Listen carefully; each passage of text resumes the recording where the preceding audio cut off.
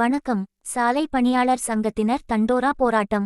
திருப்பூர் கல்லூரி சாலையில் உள்ள நெடுஞ்சாலை துறை கோட்ட பொறியாளர் அலுவலகம் முன்பாக தமிழ்நாடு நெடுஞ்சாலை பணியாளர்கள் சங்கம் சார்பாக தண்டோரா அடிக்கும் போராட்டம் நடைபெற்றது.